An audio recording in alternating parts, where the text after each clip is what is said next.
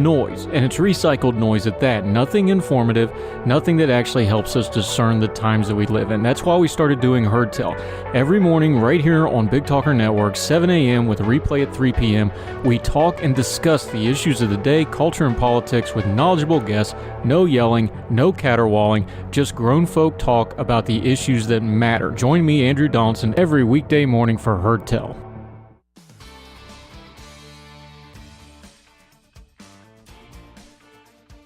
Hello, I'm Matt Bennett with WWAY News. 2 suspects wanted for a homicide in Charlotte have been arrested in Leland. 20-year-old Devion Brown and 22-year-old Taja Williams were taken into custody without incident at the intersection of Village Road and Fairview Road around 3 Monday afternoon. The Leland Police Department helped the Cape Fear Regional Special Teams with the arrest after getting a request to get involved from the State Bureau of Investigation. A Novant healthcare worker who wishes to remain anonymous says overcrowding and understaffing have skyrocketed within New Hanover Regional Medical Center over the past 6 months. 2 mass casualty messages went out to bring off-duty staff in when there was no mass casualty event. According to the employee, more nurses switched to travel nursing, working on contracts, and often getting paid 3 to 5 times more than a regular nurse. When Novant cut some of those travel nurse contracts and lowered their pay, the worker says it left the hospital understaffed to the point where ER nurses are responsible for about 7 patients at a time instead of their usual 4. The anonymous employee says ER wait times have gone from 2 hours to between 6 and 14 hours. Novant responding, saying in part, quote, "We are continually working with our team members to identify opportunities to improve how we are providing care, and our plans are built with their input and ideas." And part of Topsail Island will soon be added to North Carolina's Civil Rights Trail. Next month, Ocean City will be honored with a historical marker from the state's Department of Natural and Cultural Resources and the North Carolina African American Heritage Commission. The historical marker will be unveiled at the Ocean City Jazz Festival in North Topsail Beach. For more on these stories, you can head over to WWAYTV3.com. I'm Matt Bennett. Have a great day. Happy Tuesday, everybody. I'm WWAY meteorologist Ramel Carpenter with the Storm Track 3 forecast. Get ready for the hottest day of the year. We have excessive heat warnings and heat advisories that go into effect starting at noon, lasting until 7 p.m., and that's because our high temperatures today will be climbing into the upper 90s and even the triple digits away from the coast. And even a small chance for a passing shower or even a thunderstorm is possible today, but most backyards are going to stay dry and quiet. Get your full forecast on WWAY and WWAYTV3.com. This news and weather is brought to you by 2 Men and a Truck. For your free quote, go to 2menandatruck.com. 2menandatruck.com.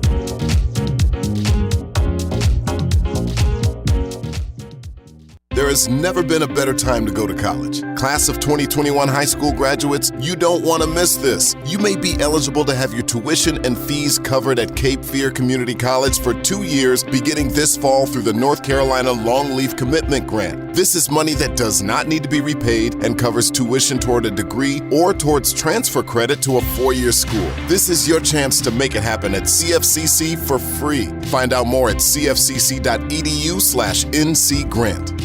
The Wilmington Cape Fear Home Builders Association serves as the advocate for the building industry, advancing professionalism and promoting community involvement. We are a positive force for responsible growth while protecting property rights and the privilege of home ownership. 3 out of every 5 jobs is touched in some manner by construction in our region. Growth generates jobs, maintains our property values, and builds and updates our infrastructure. Join us Friday mornings for the Construction Connection with the Wilmington Cape Fear Home Builders Association and the Big Talker FM. Hi, this is Justin Humphreys from the Humphreys Law Firm on Eastwood Road. Tune in Thursdays from 6 to 7 p.m. for Objection to the Form, covering civil litigation, real estate issues, and intellectual property. That's Objection to the Form, Thursdays 6 to 7 p.m. right here on the Big Talker 106.7 FM.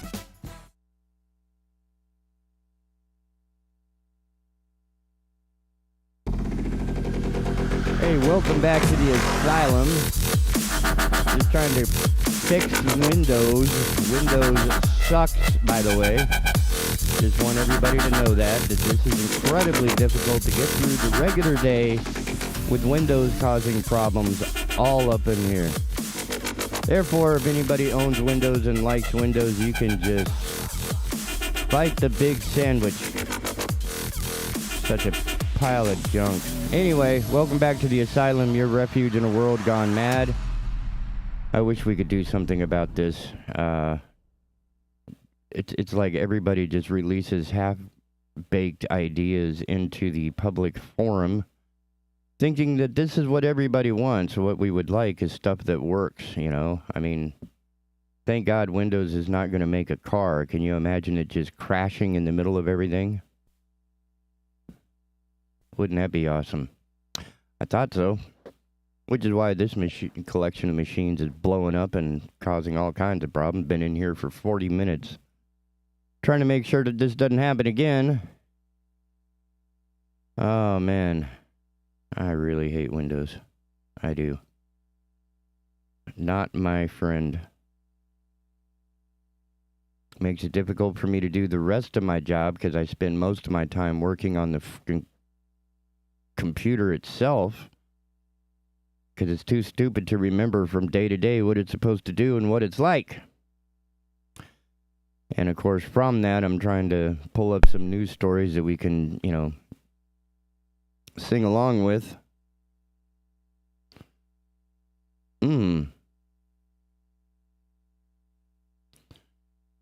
So, first I need to make sure that everything's working before I can continue on my merry way here, which makes it very, very difficult for the two of us. That is, you listener and me talker. To cover some of the news and gripes and stuff that's happening, right? Like, apparently everybody's jumping on the UFO bandwagon. It seems like every 20 or 30 years they dust off this conspiracy and traipse it out for us to be distracted. Whether we are being distracted from the Civil War or the insurrection or the gas prices or whatever else. It's an effective means by which we are distracted. So a bunch of people think, oh my God, UFOs. When they, even the scientists, right, they're kind of like, guys, chill. First of all, very few people are going, very few. We have not discovered any animals that would be able to, any mammal, any intelligent creature, at least by our own standards, that would be able to make it across the universe without, 200, 300, 400 light years. You would have to travel at the speed of light for 400 years to get here. Right? To us, that's what, 8 generations? 10 generations? So the people who left their planet would not be the people that arrived here. And it's not like they're going to know what they're doing. Right? So anybody who's got this UFO thing going on, you got to be like, whew, that's got to be some good stuff right there, baby. Because most of us are like, no. Nope, no aliens. No UFOs. We are the aliens. We are what is called the systemic anomaly, right? Some weird proteins were on the rock that slammed into planet Earth a while back, bringing the contaminants that became human beings. That's who we are. We are contaminants with shoes. We're a virus. We're horrible people. Look what we do to each other. Look what we do to the planet.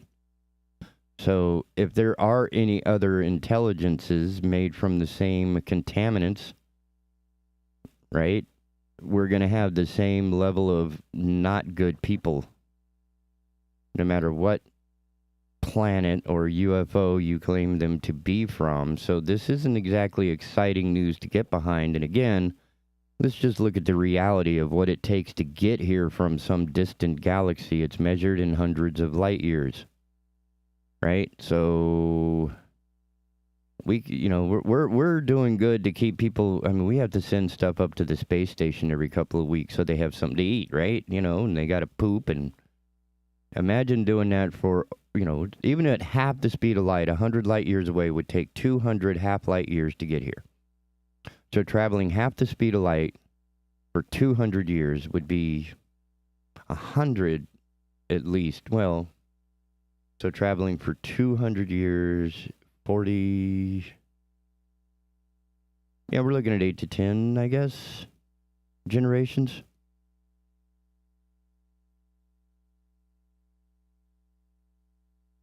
Nobody, there's, again, the people who left that planet 200 years ago are not the same people that are visiting the planet here, if that is the case. And this is my argument for not. Because again, they're not going to be traveling for 200 years remaining sane, legitimate, adults. It's just not going to happen. Oh, it's really hard to do technical work and fix the radio station because Windows is an absolute waste of time.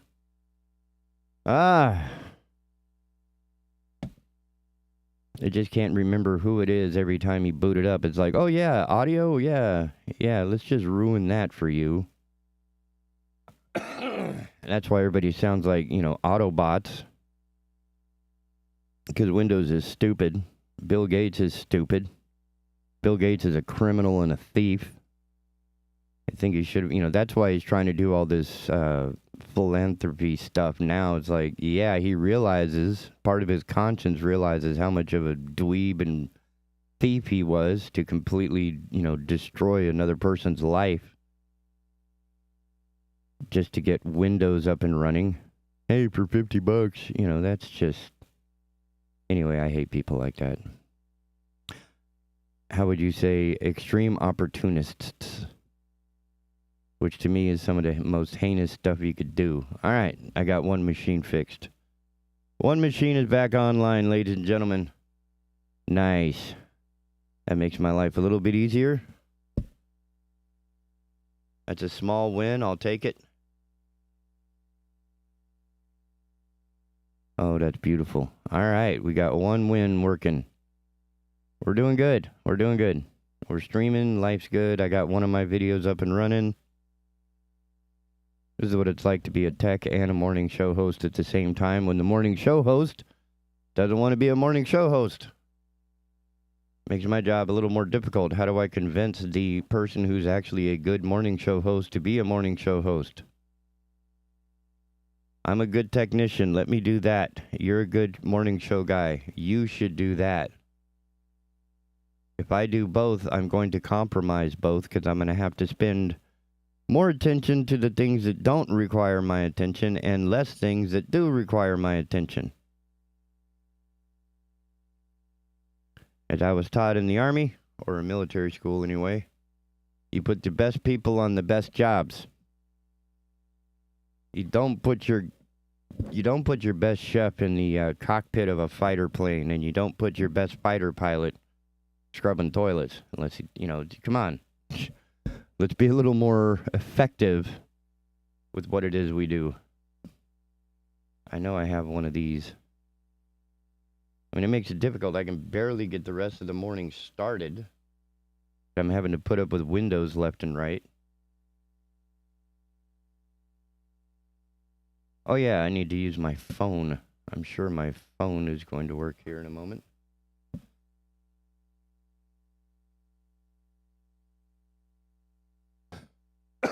So if anybody programs for Windows, please fix that. All right. Movie star. How does this work? Coming out of New York Post, finally getting to some of the news that matters to the Asylum listeners. The movie star chimp, Tonka, found alive after owner faked death to avoid PETA seizure. Not quite being told what it was. An elderly chimpanzee who appeared in the film Buddy with actor Alan Cumming was found alive last week after his former owner faked his death to avoid having him confiscated by PETA. Tonka's owner, Tanya Haddix, had previously claimed that he had passed away from heart failure and that she cremated him in a fire pit, the outlet reported. She fabricated the story after PETA sounded the alarm about dire conditions at her Missouri animal sanctuary and demanded its closure, according to the report. The facility eventually went defunct, but Haddix claimed Tonka was no more. PETA did not buy her story and joined Cumming in offering $20,000 for information leading to Tonka's shrouded whereabouts.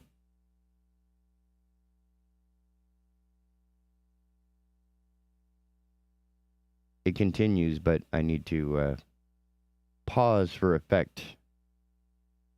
During the months we filmed together, baby Tonka and I became good friends, playing and grooming each other, and just generally larking about, Cummings said in an April statement. The aging primate was eventually located in a small room on a property owned by Haddix, who conceded that she had lied about his death, Rolling Stone said. Tonka 38 has now been placed in a sprawling Florida sanctuary, PETA said this week.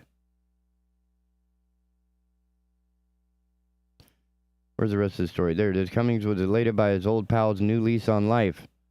I'm dancing a jig that PETA has rescued Tonka from the woman who locked him away alone in a basement and lied about it, he said. According to PETA, the thought of Tonka being able to wander free and happy at Save the Chimp's lush, spacious sanctuary for the rest of his life has me singing a happy song. Haddix told Rolling Stones that she expects legal consequences. Man, I need more coffee. I'm sure that there will be some jail time in this, she said. Do I care? No, I don't care. It's because it's about that kid. As long as that kid is safe, I don't care about nothing out there. Okay. Tonka, meanwhile, appeared to relish his fresh start. In the van on the way here, all he wanted to do was look out the window. Dr. Andrew Halloran of Save the Chimps said, according to WPBF, he didn't seem nervous at all. He definitely let us know what food he liked and what food he didn't. He's a lot bigger than you, right? You feed him what he wants. That's all there is to that. So the owner faked Tonka's death. So it's not written quite right that movie star chimp found alive after owner faked death. You would think the owner had faked death. But no, I'm glad Tonka is free and that this, I didn't realize she was that horrible of a woman. I thought it was just, And hey, how about ruining your childhood at Disney?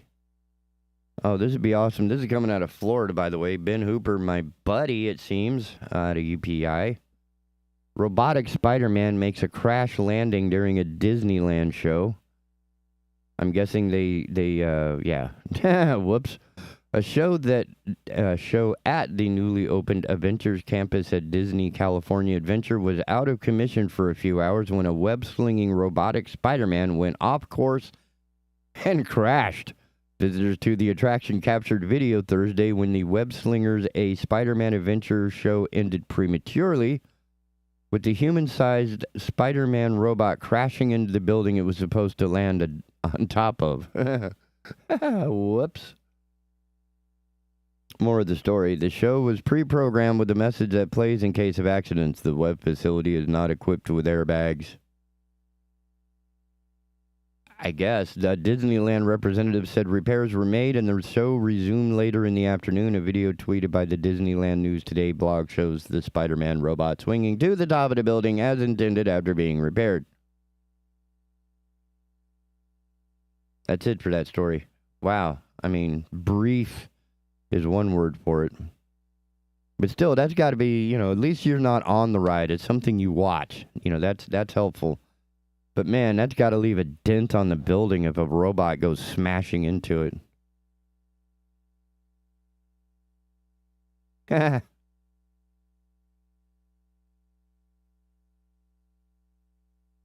Some of these are just silly and some of them are like, no, I can't do that.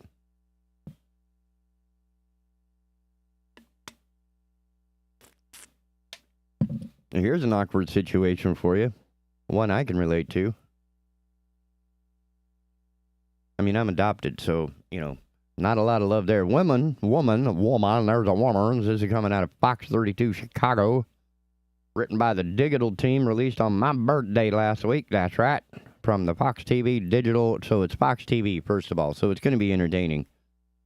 May not be true, but it'll be entertaining. Woman, comma, son, she put up for adoption, find out they work at the same hospital. I wonder if he punched her. A Utah woman and the son she put up for adoption more than 20 years ago. I would hope it's more than 20 years ago because it takes a minute to become medically certified to do much of anything. Anyway, a Utah woman and the son she put up for adoption more than 20 years ago have been reunited, and it turns out they have more in common than shared genes. Ha! According to KSTU, Holly Shearer put her son up for adoption when she became pregnant at 15 years old. She decided to give her baby to Brian and Angela Huleberg, who struggled with infertility. When I handed Benjamin to them, it was the hardest decision I've ever had to make, Shearer told the Fox affiliate. Shearer and Angela Huleberg kept in touch for the first 3 years of Benjamin's life, but Angela's made sure Benjamin knew about his birth mother in November 21. That would have been right around the time the Big Talker transitioned from FM to Internet. Right around that time, Benjamin's 20th birthday, Shearer sent him a message on Facebook. 2 days later, Benjamin and Shearer were reunited over dinner. It's there that they learned they both work at St. Mark's Hospital, where Benjamin volunteers in the neonatal intensive care unit and Shearer works as a medical assistant in the cardiology department. It's likely they've crossed paths in the last 2 years. It would have been crazy to think that we rode up in the elevator together and had no idea, Shearer said. Both say they're grateful to be reconnected after 2 decades apart. Okay. Heartwarming, I guess. But that's unique in that particular part of the planet, right? Because I'm not sure how the reuniting would go with some of the other adoptees. Myself certainly is one of those.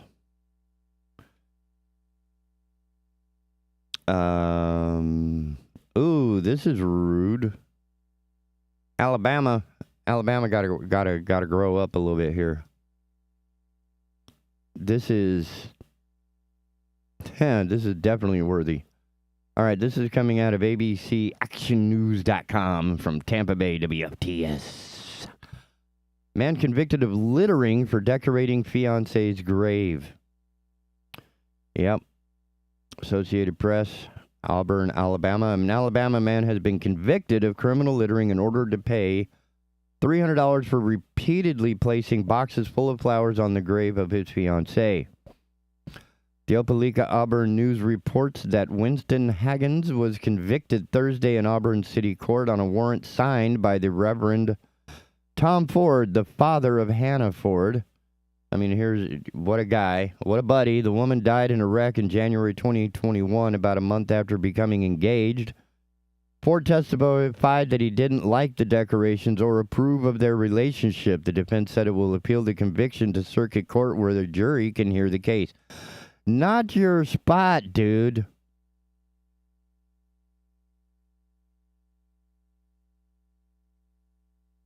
The father of Hannah Ford, Reverend Tom Ford, is involved in somebody else's relationship, marriage, and doesn't like the flower. Man, that's not up to you. Everybody needs to call up Hannah Ford, Tom Ford. Apparently he's in the Auburn City of Alabama. Alabama. Call up Auburn City Court in Alabama and tell him Reverend Tom Ford is a waste of time. He's a punk. He's just being a dweeb. It's not up to you who she loved before she was killed. And the fact that the man is trying to honor her and is grieving, and this guy went, really? Dude? Suddenly I don't like Hannah Ford, nor do I like Reverend Tom Ford. I don't like reverends in the first place. You're, pontificating something unrealistic in the first place. Oh my God, really? Littering because you're decorating a grave. If there's a reason to really fight back, that would be one of them. Here's another Ben Hooper story before I take a short walk because my head's hurting. Mystery machine from Scooby-Doo listed as an Airbnb. The day after my birthday, the iconic Mystery Machine van from the 2002 live-action Scooby-Doo film is available for 3 overnight stays in Southern California on Airbnb. Airbnb announced the Mystery Machine is being listed for 3 one-night stays June 24, 25, and 26 to celebrate the 20th anniversary of the movie's release. It's been 20 years. I still haven't seen it. I mean, I just looked at it, was like, okay, I remember Scooby-Doo as a cartoon, and that was fun, and I was like, 7? Now I'm in my 50s, or at the time, if this was 20 years ago, I was in my 30s and still didn't care. The van is decked out with 2002 throwbacks, including a Sugar Ray album with a portable CD player, a lava lamp, and a vintage TV for late-night viewing of Scooby-Doo. Okay, if you're going to throw back to when Scooby-Doo was made, you got to go back another, 30 years. The stay also comes with meals and snacks, mystery games, and a virtual greeting from host Matthew Lillard, who played Shaggy in the movie and its sequel. And they pay him in... Never mind. I've been channeling Shaggy since the live-action adaptation in 2002, and he's been a part of me ever since, Lillard said in the Airbnb announcement. I can't wait to welcome guests into the world of the Mystery Inc. gang as their Airbnb host and give them a summer vacation they'll never forget, monsters not included. The Mystery Machine is available for booking starting June 16th at 1 p.m.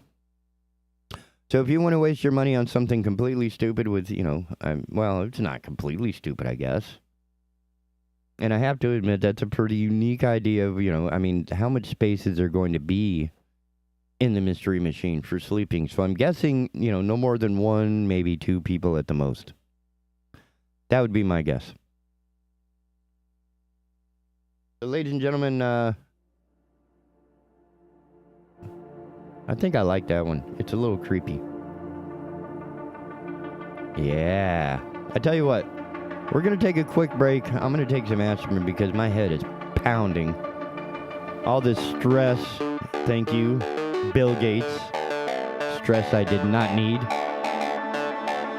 But while we're doing this and you're listening to the words and messages and such from our sponsors, please visit BigTalker.live. Peruse the content, download iOS and Android device apps, and we'll see you in just a minute.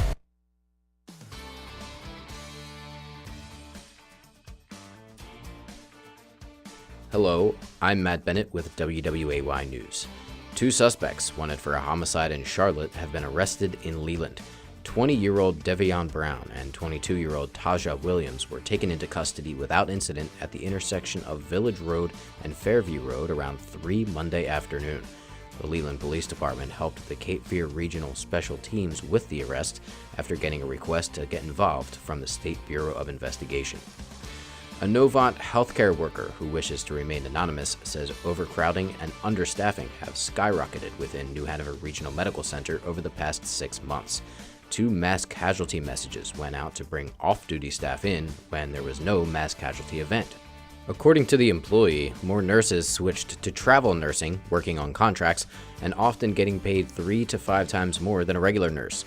When Novant cut some of those travel nurse contracts and lowered their pay, the worker says it left the hospital understaffed to the point where ER nurses are responsible for about 7 patients at a time instead of their usual 4.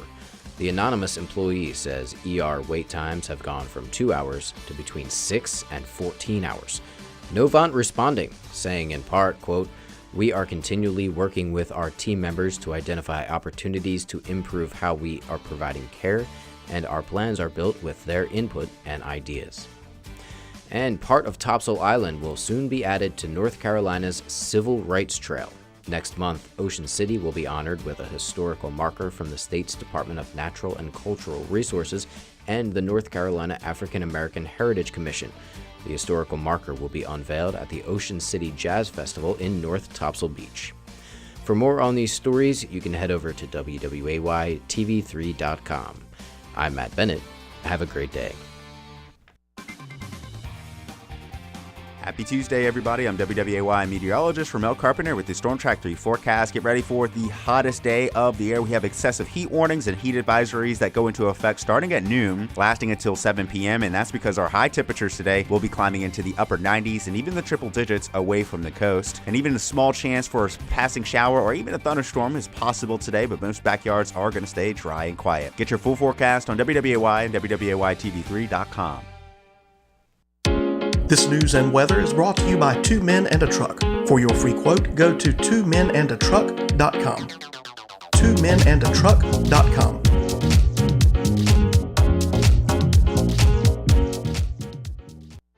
Veteran Awareness sponsored by You Are Not Alone. Today's veteran homeless rate is approximately 19,750, and the numbers are declining because of the various veteran programs. If you or a veteran you know is homeless, please call 877-4AID-VET. This is a confidential and toll-free call. From this veteran to other veterans, please be there to help our brother and sister veterans. Again, the number is 1-877-424-3838. And thank you for your service. Enjoying Big Talker Network is as easy as asking for it. Program your digital home assistants such as Google Home, Alexa, and Siri to stream Big Talker Network content by simple voice command. Enjoy convenient hands-free access to program whenever you want, however you want by asking for Big Talker. The way I describe it for people is my dad shot himself and the bullet hit everyone in his life. It was a week before my 30th birthday and I had this impulse to call him, but I didn't because I thought I could call him later that week. 63 Americans a day die by gun suicide. With safe gun storage, we can give our loved ones a second chance at life. Learn more at endfamilyfire.org. Brought to you by Brady and the Ad Council.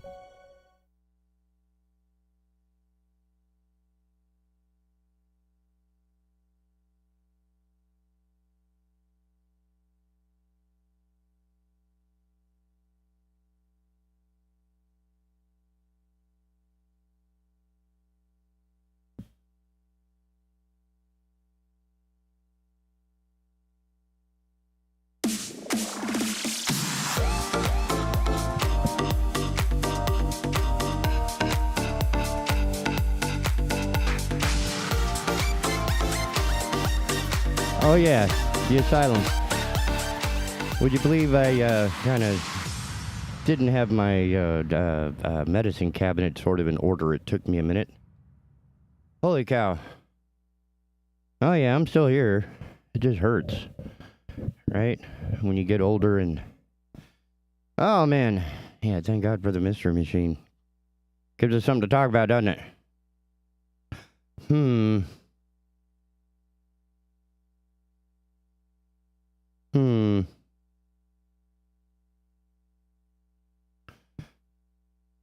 Now, once upon a time when I was a child, growing up in New Mexico, I don't want to see any of that.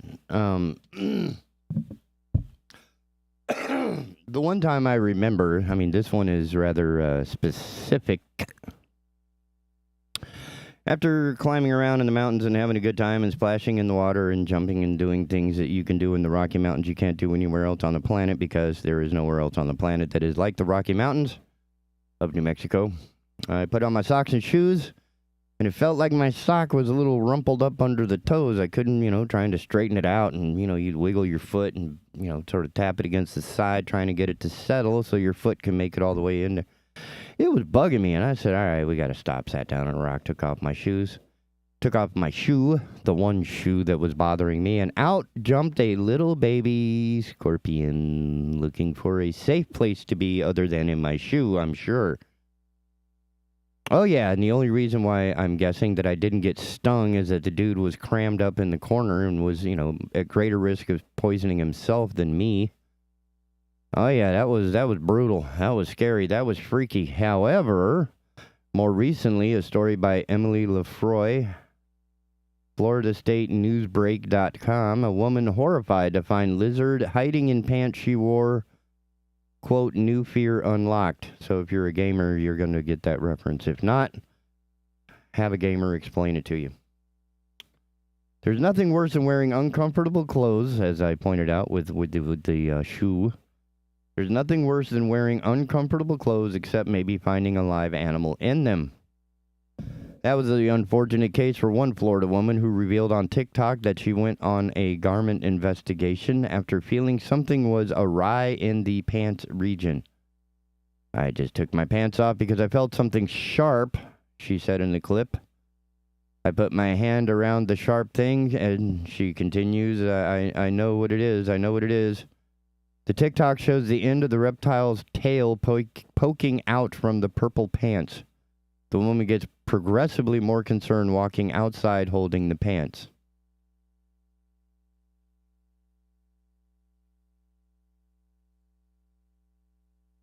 Oh God, she says, realizing what it is. It's a live lizard. The small reptile then quickly uncurls and darts away before the video cuts out.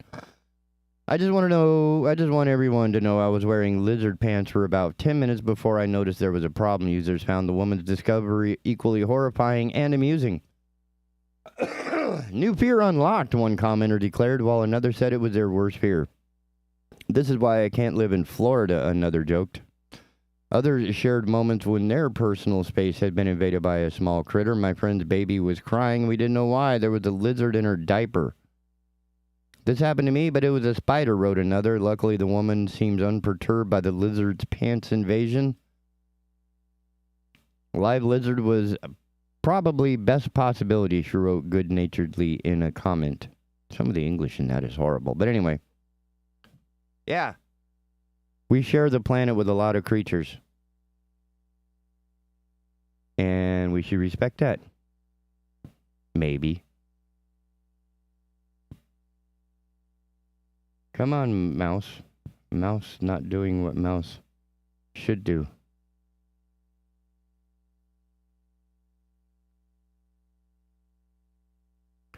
Hey, now. So I got to go find some more news, don't I? Because some of these are pretty, well, we've already toasted most of them. But believe me, Keith has no shortage of these.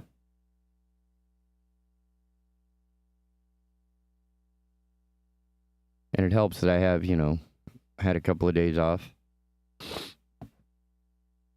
Part of that story we were talking about was the ex that sliced the tattoo off her arm and mailed it to her ex-boyfriend because she broke his heart.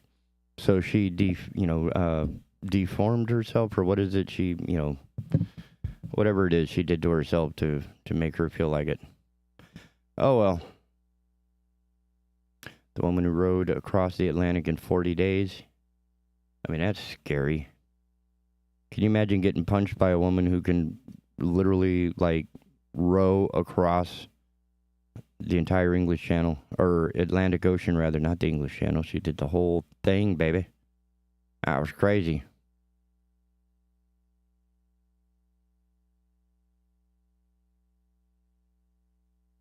Get in there. All right, if you do anything stupid, I don't know this one yet, so. Oh, yeah, that's right.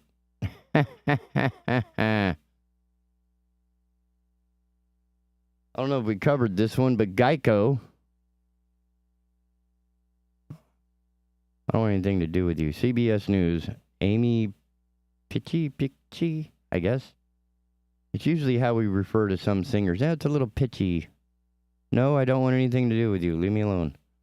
A woman got an STD in a car. Now Geico may have to pay her $5.2 million. Oh, well. Geico may be on the hook for a $5.2 million legal settlement after a woman allegedly contracted a sexually transmitted disease in a car insured by the company. A Missouri court on Tuesday upheld a judgment that awarded the money to the woman, who is referred to as M.O. in court documents. M.O. claims she caught the human papillomavirus, HPV, from having sex in 2017 with a male partner in his 2014 Hyundai Genesis, which was covered by Geico and God knows what else, according to a 2021 complaint.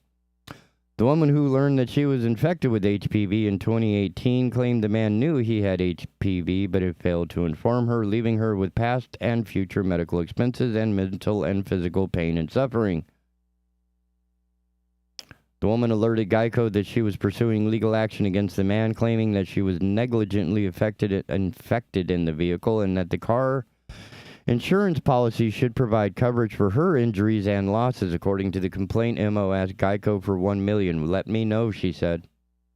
Geico denied the coverage and rejected her claim. After that, MO and the man entered arbitration, and the arbiter found that the man had negligently infected her and awarded damages of $5.2 million to Miss MO, which were to be paid by Geico. Geico appealed the judgment, but the Missouri ruling on Tuesday found that the insurer lacked legal grounds to appeal on several points, including that it had no right to relitigate issues after liability and damages had been set by an arbitrator and confirmed by a trial court. In a statement on CBS Money Watch, Geico said the question of whether there is coverage for this matter will be determined by a federal lawsuit filed in the U.S. District Court for the Western District of Missouri. Geico had also claimed that it was denied the right to litigate its interests before judgment was entered against its insured. But the ruling found that the company had the chance to participate and defend its interests when MO contacted Geico to claim that the insurance policy should cover her injury and losses. Geico did not take advantage of this opportunity and instead denied coverage and refused to defend insured. However, Geico may not have to pay the $5.2 million judgment given the related federal court case filed by the insurer, which contests that the claim is covered by its auto policy, according to the Kansas City Star, which earlier reported on the Missouri ruling. Yeah, the guy should be paying this. The car had nothing to do with it, right? I mean, they could have done this in a dumpster, right? It's not like her legs just accidentally flipped up in the air. It's not like he just tripped and fell in there. You know, the fact that he was infected and knew it is a different story, right? That's just him being a typical American, right? We're not honest. We're certainly not forthcoming. And we're certainly not on the level as a species. Americanus. Humanus Americanus. Hominis Americanus. There it is. I mean, this is who we are. We are horrible people. We infect people with more than just HPV, by the way. Just want to throw that out there. That's just one of many things that we've experienced, right? That's what these people do. That's what this guy did. What a guy. What a buddy. What a pal. Oh, my God. Really? I mean, and Geico should have been like, no, there's no wreck involved. If there was a wreck, if there was something wrong with the car. But no, this was your human decision. This had nothing to do with the car. This had nothing to do with traveling. This had nothing to do with insurance. Ridiculous. But, again, that's who we are. That's the type of people we have become here in America.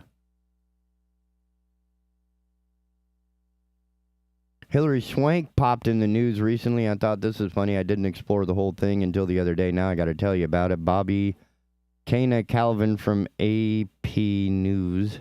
New York woman finds her lost dachshund in Hillary Swank's lap.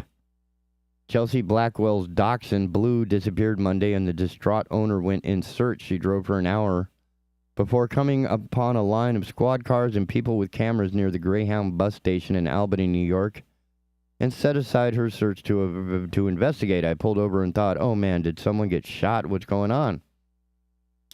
On Wednesday, I mean, there were like 8 police cars. There was like all these people with cameras. Fortunately, tragedy did not lurk. Blackwell had stumbled upon a movie crew, and her search ended in a 1 in a million lucky happenstance. Her dog of 15 years was found by a movie star with a history of rescuing dogs.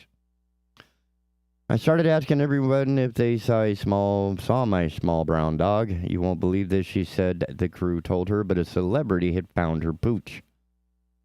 A phone call about an hour later, a gray car pulled up, and there was Tiny Blue sitting in the lap of 2-time Oscar winner Hillary Swank. I was like, no way! As soon as she got out of the car, I kissed Blue and said, thank you! Thank you very much! Blackwell asked Swank for her autograph, but Swank did better. They took a picture. Ooh! I'd stopped and asked if someone has seen a little brown dog. A mom walked over to my car and said, yes, this woman picked him up. She wrote in the post. How adorable.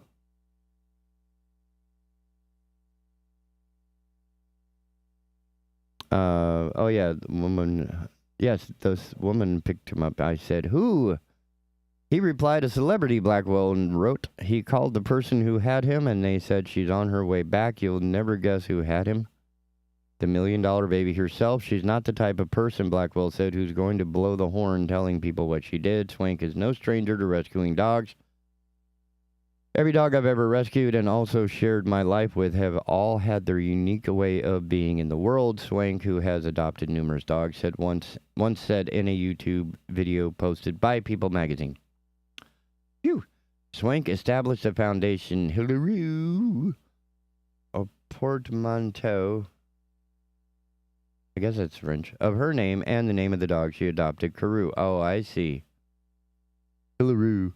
That matches abandoned dogs with children whom the foundation says have been given up on by society. Matches abandoned dogs with children whom the foundation says have been given up on by society. The dog or the children? Which one was given up on society? Because once you're born, society's already given up on you. For Blackwell, the loss of Blue would have added to the upheaval in her life after losing her mother in August and another relative soon after. Blue lost his way after getting out of the backyard with Blackwell, the other dog, Ladybug. Ladybug came running back home when she yelled, but Blue was nowhere to be seen. I was losing my mind because I've had Blue since he was a little puppy. After losing my mom and my cousin, I didn't want to lose my best friend, too. This story has been corrected to change one instance of misspelling of the name of Blackwell's other dog to Ladybug instead of Ladybag. Whoops. Glad that wasn't a T. Anyway, that's a heartwarming story. But again, it's like, what are you going to do stealing there was another story, somebody stole a dog and somebody got shot over it, and it's like, man, this is out of hand. We shoot anybody for anything, right? The dog doesn't even have to be involved anymore. We'll just shoot people just because. Hey, look, I got bullets in my gun. I'm going to shoot you. A little out of control.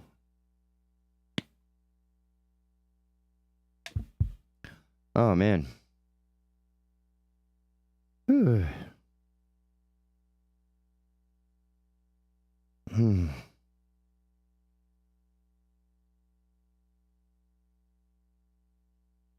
I don't know. I don't know what else is happening in this. It's all just out of control.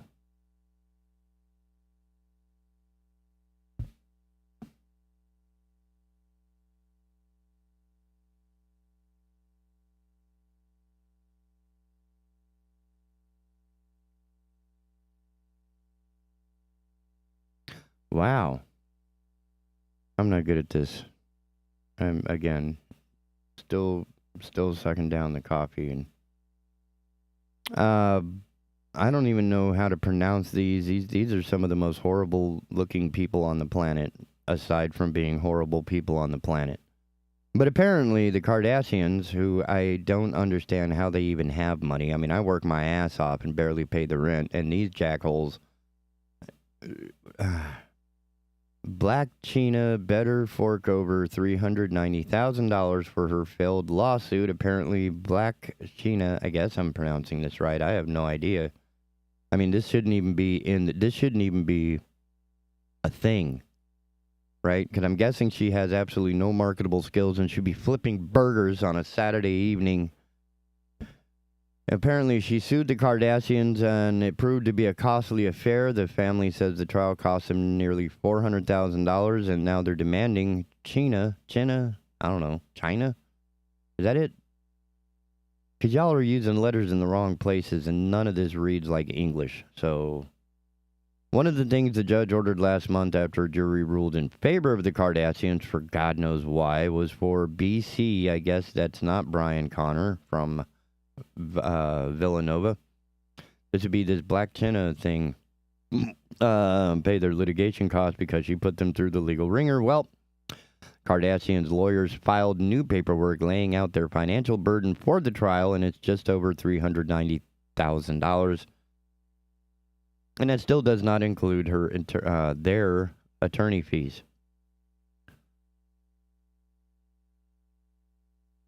Horrible, horrible human beings. So if you have anything to do with the Kardashians, you are part of the reason why America sucks. Because you're more concerned with what the Kardashians are doing, how they make it to the news, rather than, I don't know, guns, mental health, education. I mean, there's so many other things.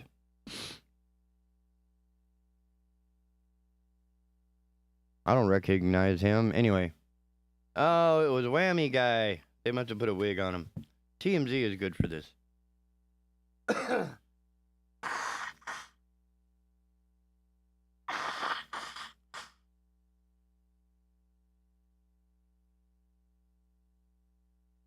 Well, some roles you're good at, some roles you're going to, what did he say? Bomb?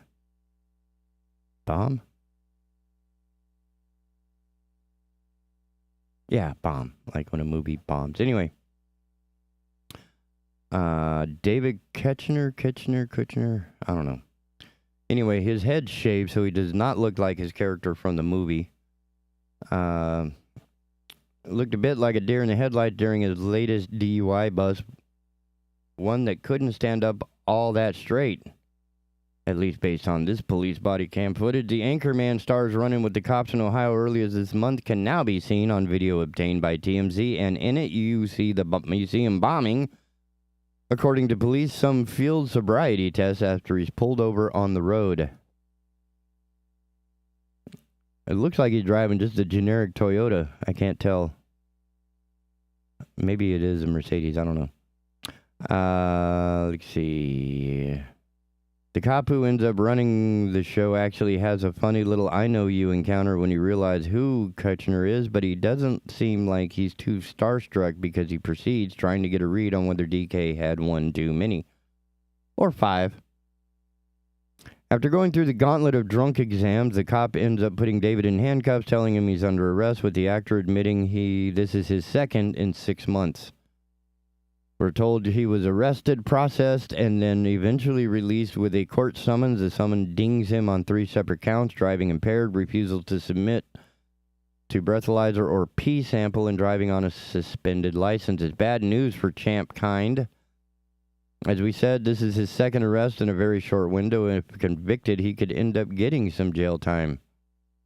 Whammy. Whoops.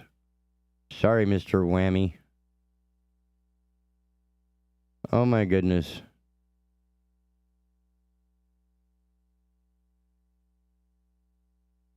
Dolph Lundgren's daughter gets restraining order against her ex-boyfriend. Stay away from my family.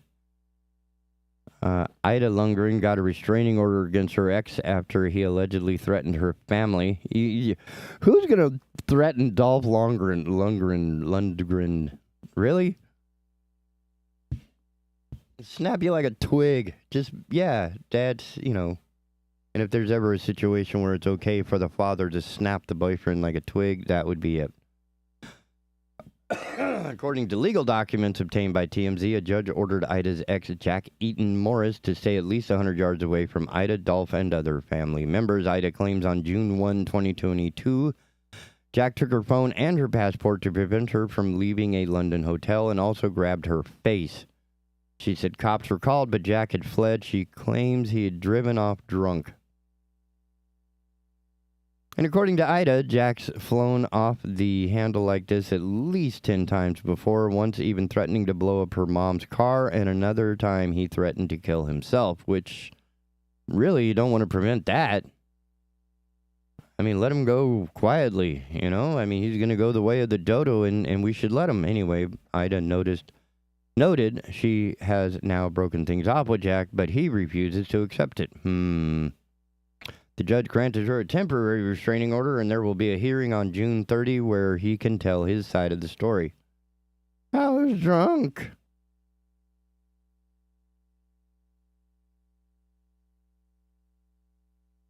Some of this is just really...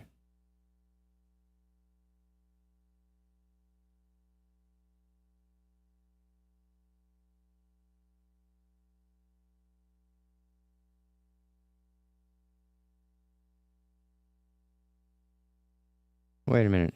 No, I don't care. Thanks for wasting that time.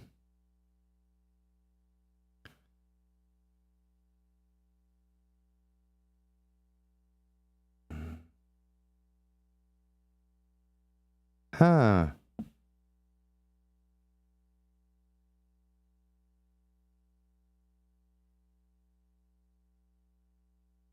Huh. I'm sorry. I'm just. No, I'm not sorry. I'm completely lost this morning, and I'm going to go get more coffee. So, you're just gonna have to put up with this for a minute because I'm still working on it, right? Not everybody's perfect on the first day, like including this little thing. I was supposed to hit that button, and that would do that. And anyway, Asylum, your refuge in a world gone mad. Be right back. Keeping Leland informed. The Big Talker 106.7 FM WFBT, Carolina Beach. Our founders expected judges to apply, not make, our laws. I'm Trey Allen, conservative candidate for the North Carolina Supreme Court. More than 20 years ago, I began my legal career by joining the Marine Corps and taking an oath to support and defend the United States Constitution. As a justice on our state Supreme Court, I will continue to protect the Constitution by basing my rulings on the Founders' intent, not my personal views. Paid for by Trey Allen for Justice. Government has become too big, too overtaxing, and is constantly over-regulating every aspect of your life. If you agree with that, tune in to Consumer Choice Radio every Saturday at 10 a.m. here on the Big Talker 106.7 FM. With me, Yael Osowski. And me, David Clement. For an hour, you'll get expert analysis on what the government is sinking its teeth into next, and how you, as a consumer, can push back. ConsumerChoiceRadio.com.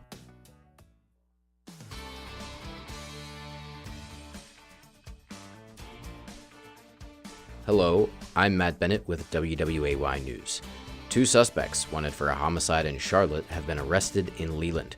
20-year-old Devion Brown and 22-year-old Taja Williams were taken into custody without incident at the intersection of Village Road and Fairview Road around 3 Monday afternoon. The Leland Police Department helped the Cape Fear Regional Special Teams with the arrest after getting a request to get involved from the State Bureau of Investigation. A Novant healthcare worker who wishes to remain anonymous says overcrowding and understaffing have skyrocketed within New Hanover Regional Medical Center over the past 6 months.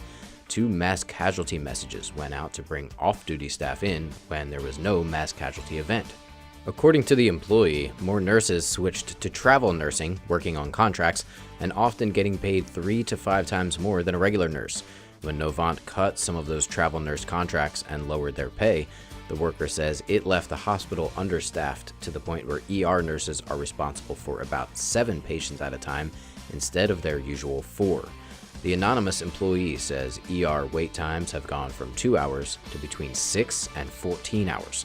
Novant responding, saying in part, quote, "We are continually working with our team members to identify opportunities to improve how we are providing care, and our plans are built with their input and ideas." And part of Topsail Island will soon be added to North Carolina's Civil Rights Trail. Next month, Ocean City will be honored with a historical marker from the state's Department of Natural and Cultural Resources and the North Carolina African American Heritage Commission. The historical marker will be unveiled at the Ocean City Jazz Festival in North Topsail Beach. For more on these stories, you can head over to WWAYTV3.com. I'm Matt Bennett. Have a great day. Happy Tuesday, everybody. I'm WWAY meteorologist Ramel Carpenter with the Storm Track 3 forecast. Get ready for the hottest day of the year. We have excessive heat warnings and heat advisories that go into effect starting at noon, lasting until 7 p.m., and that's because our high temperatures today will be climbing into the upper 90s and even the triple digits away from the coast. And even a small chance for a passing shower or even a thunderstorm is possible today, but most backyards are going to stay dry and quiet. Get your full forecast on WWAY and WWAYTV3.com. This news and weather is brought to you by 2 Men and a Truck. For your free quote, go to 2menandatruck.com. 2menandatruck.com.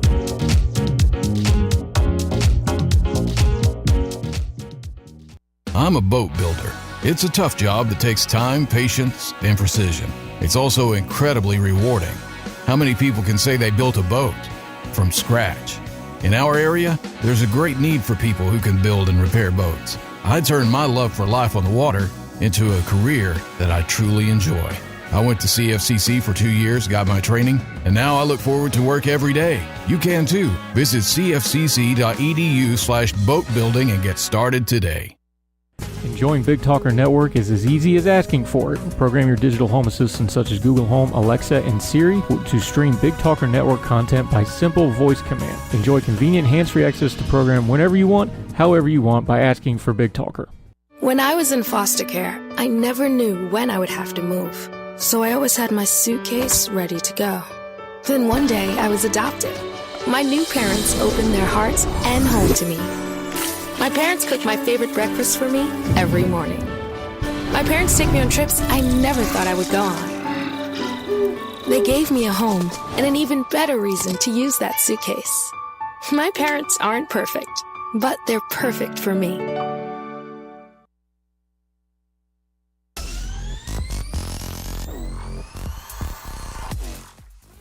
Hey, welcome back to the Asylum, your refuge in a world gone mad. Please visit the website at bigtalker.live, bigtalker.live. Download the app for Android and iOS devices. You'll love it. It's a way of life. Peruse our website schedule of content, and if you would, send us an email with any compliments, questions, concerns, critiques, or comments you may have. Questions, compliments, whatever. Yeah, that was abrupt. That last ad you just heard, called Suitcase in My World, is an interesting, heartbreaking reality for millions of children across the country. It is not uncommon for domestic issues to end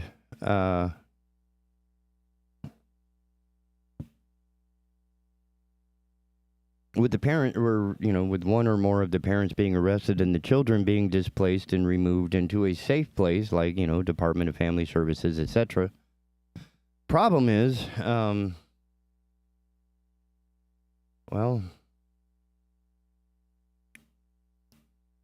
they end up moving what they stuff into a trash bag.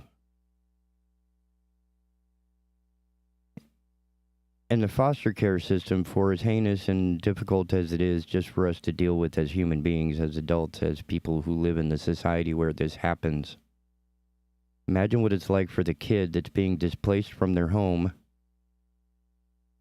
And they're being taken care of. We're trying to keep the child's best interest in mind, but psychologically, everything that they own is in a trash bag. What kind of message does that send to the child?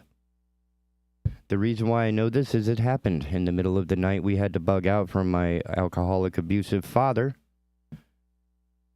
And all we had was what we could stuff into a couple of small plastic bags. Until all of the settlements were done and we were allowed to move back into the house after Dad had been forced out by the police and the judge and the courts and all that good stuff. So yeah, traumatically, the child is reduced to thinking that he and his interests are trash and are worth nothing. I have donated at least 4 that I remember consciously suitcases to this endeavor. 2 of them were handed directly to the child.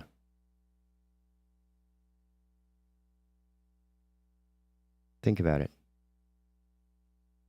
I mean, not even what's going on in some other places in Europe where people are running away with stuff in bags and, yeah. Imagine what that does to a child. And it could be a while if both parents are in jail, right? Prison, facing time, and these children, their families are certainly not the best influence these children could have in their lives, so they got to find a new spot.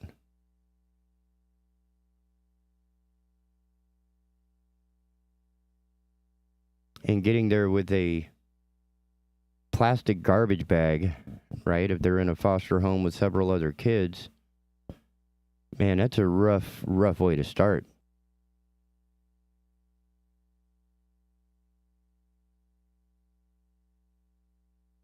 So if you're out there and you have a suitcase that you haven't used in at least 6-8 months, maybe a year, consider donating it to the local DPS or Health and Family Services or something along those lines.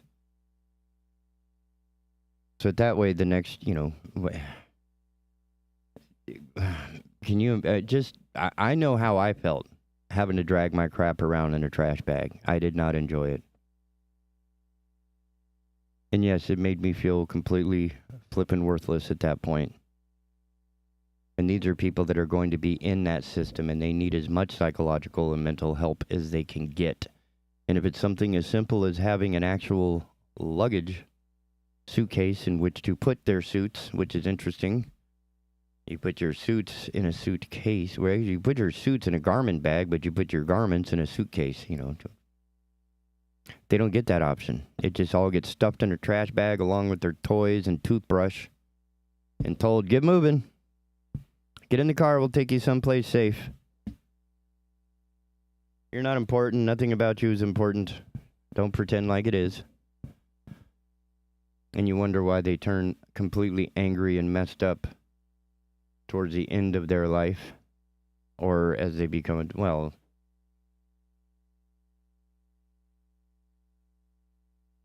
you think about it, in a lot of these cases, it is towards the end of their life because they freak out, they do something absolutely heinous, and then get shot for doing something heinous, which ends their life, which means that towards the end of their life, they became a little unhinged.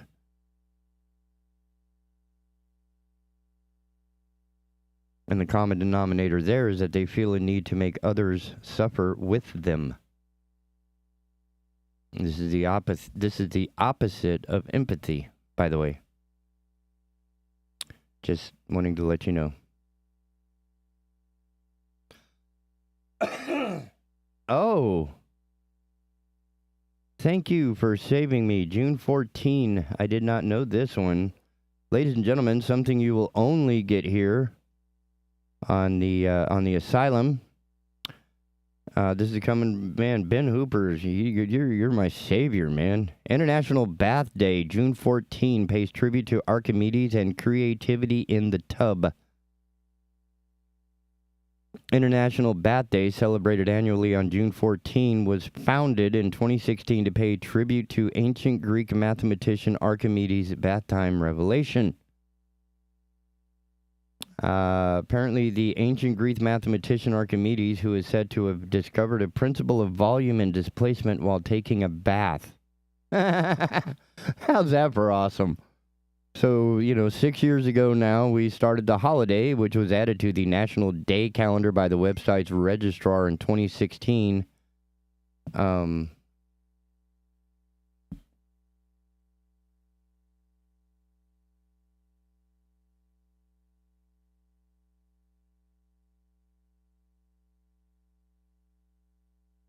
Stand by just a moment.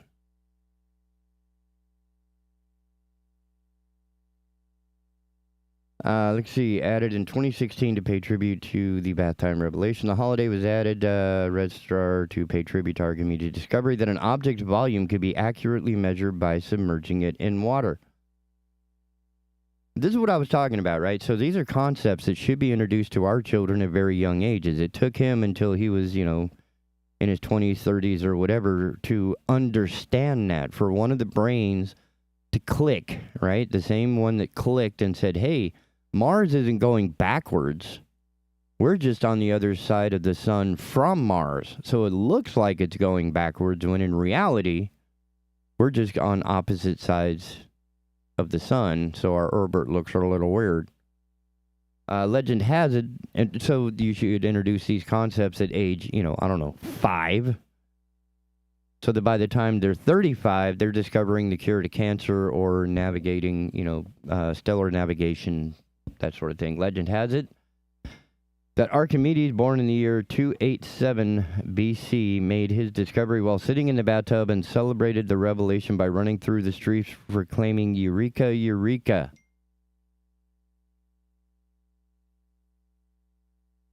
The mathematician's discovery... Hang on, I'm trying to... Bing. All right.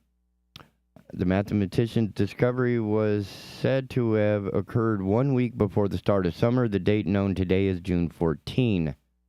The National Day calendar said the holiday is meant to spark bath time creativity in children and adults alike. Okay, some of that creativity results in, a birth certificate. So let's limit the scope of those activities.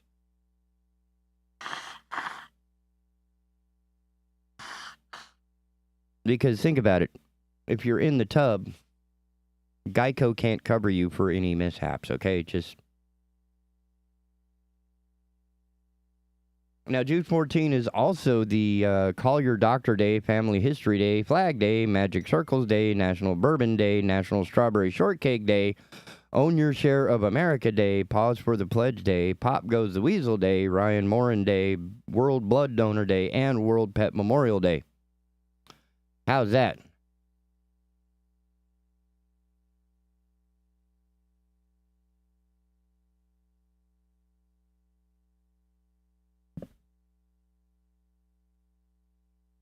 That's a lot of days.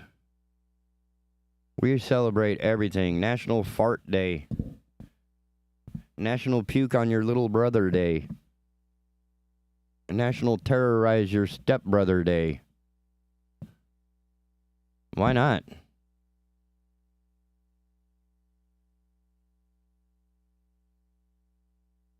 Archimedes.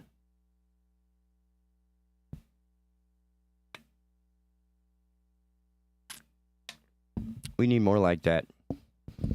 We could use more like that. Oh, well.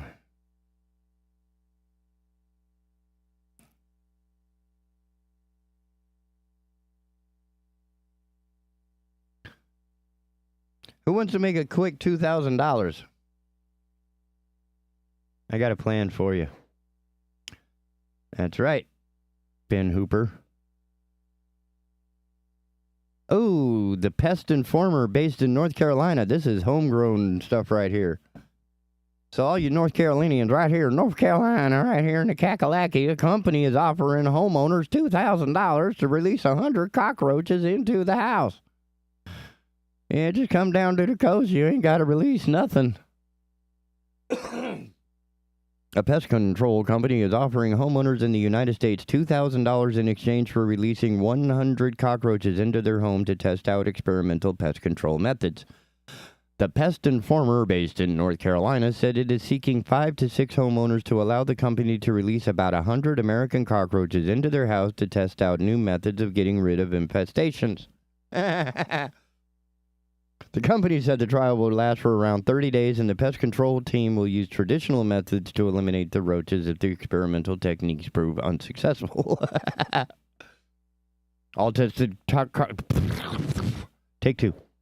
All tested cockroach treatments will be family and pet safe. The company said you must not try any additional cockroach treatments during the duration of the study. The homeowners will be paid $2,000 for the trial, the company said. Applications to participate in the program are being accepted now through July 31st. Thepestinformer.com. You must own the home or have written approval from the homeowner, meaning if you're leasing the home, you can't just, infest your landlord's house, okay? So these are the rules. You must be 21 years or older to qualify. You must be located in the continental United States because cockroaches don't like to travel. All tested cockroach treatments will be family and pet safe. You must not try any additional cockroach treatments during the duration of the study. At the end of the study, if the cockroach infestation has not been eliminated, we will use traditional cockroach treatment options at no cost to you. The duration of this study will be approximately 30 days. If you believe you're in the right household for the job, please fill out our application below, and we'll get to you shortly. Again, that's thepestinformer.com. I find that to be absolutely hilarious. As technology advances, we're always looking for the newest and greatest ways to get rid of pests, cockroaches specifically. In this study, we're willing to pay $2,000 to homeowners for us to release American cockroaches into your home and test out specific pest control technique to be able to gauge how effective the treatment is. 5 to 7 household owners. So if y'all want to get involved, but the thing is, I mean, why not just do this in New York? Like, just pick any random building. Because you don't even have to ask. All you got to do is walk in. Oh, look, there's a roach. Okay, this is a great place. Let's try this. Let's see what happens. But hey, to make a splashy $2,000, so they're willing to pay out $10,000 to $14,000 plus additional costs as necessary to, make up for what didn't work.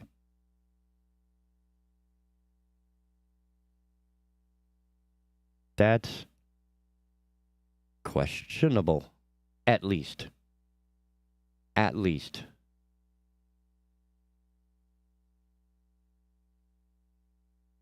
Oh, well, here's a culture clash or appropriation. I'm not sure. Ben Hooper, my buddy.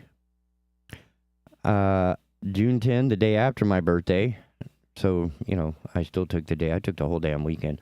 A British man put his frisbee tossing skills to the test by breaking the Guinness World Record for throwing a tortilla.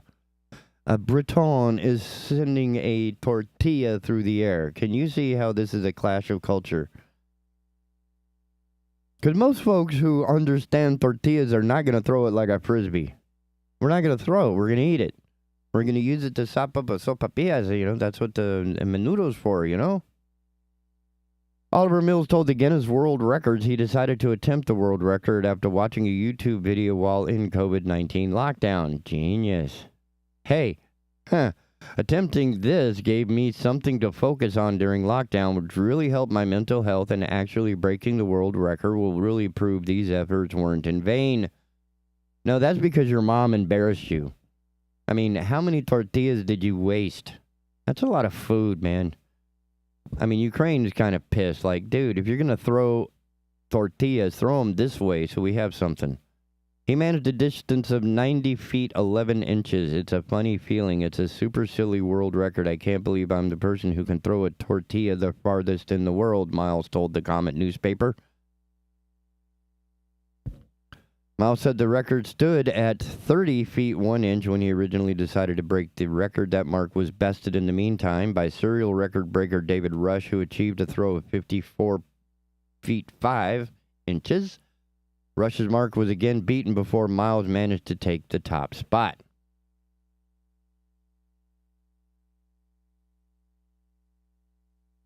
Oh, that's it. That's the whole thing. That's how exciting it is. So yeah, so as long as we're wasting food for world records, let's just start tossing, watermelons and chickens and, just throw food. I don't know about you, man, but my mom was, like, pretty damn sure I did not do that, right? Dude. Really? Throwing food? That's... I must have missed something. Right? I mean, food fights in school, I walked out. I was like, I just can't do this. I mean, I'd throw a water balloon all day long, but I don't know. And the thing is, we get more and more stupid. Here's another stupid. If we're going to come up with outrageous stuff, let's come, Ben Hooper again. Okay, this guy must smoke more than I do. TikTok chefs cook up world's largest chicken nugget. So apparently, a chicken nugget has nothing to do with the chicken. Because if you can make a nugget larger than the bird, then that tells me the bird is, it's that. Remember the meme with the Teletubby, and they called it, this is the pink slime, and it wasn't pink slime. It was like the tofu machine on Teletubbies or whatever, the pudding or tapioca, whatever it was. Right? So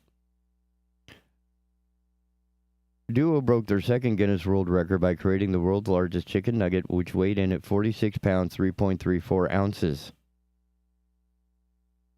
Nick Giovanni Linja Davis previously broke a Guinness World Record when they created the world's largest cake pop, whatever the hell that is.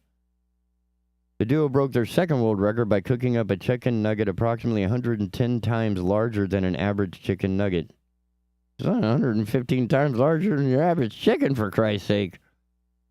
The pair said the mixture that made up the inside of the nugget included 40 pounds of ground chicken, 40 eggs, 40 slices of white bread, half a gallon of whole milk, 3/4 onion powder, 3/4 cup garlic powder, 1 cup salt, 1/2 cup black pepper, and none of it edible. I mean, if somebody came to me with a steak that weighed more than the cow, I'd be like, nah, man, something's not right here. So if you come at me with what? A 46-pound chicken nugget, I'm going to be like, nah, brah, I'm good. In order to bake this chicken nugget, since it's so large, we had to build a special contraption. The adjudicator from Guinness World Record to confirm the new record. Nugget was then cut into portions and shared with the chef's friends, family, and crew members. Oh, the nugget was then brushed with more eggs and coated in breadcrumbs before baking. And baking, so it was baked. I'm sorry, that's not a chicken nugget. Chicken nuggets are fried in unhealthy cholesterol, vein clogging, artery clogging cholesterol oil. Right? That's not a chicken nugget. That's like a meatloaf. Let's at least, be kind of honest about this, huh? That's not a chicken nugget. That is chicken meatloaf. That's chicken loaf. All the way down, like real chicken nuggets, man, I consider this a foul. I think I am. Look, there's a little link here to contact the Guinness Book of World Records, and I'm going to tell them this is not a chicken nugget. This is because they included bread and eggs, onion powder, black pepper, but certainly the white bread and a half gallon of milk and 40 eggs. That's what makes this more of a meatloaf with chicken meat as opposed to being a chicken nugget. A chicken nugget is chicken breaded and fried, period. Not supposed to look like the pink slime coming out of the machine on Teletubbies. Honestly, it's not.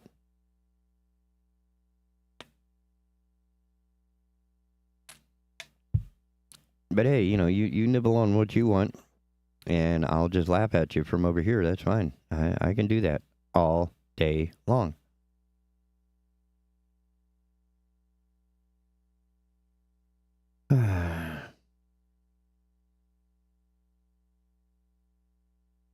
And of course, for those still not, full up and sated on stupid stuff, Ben Hooper comes up with a man who balances a chainsaw on his forehead for 31 minutes 25 seconds.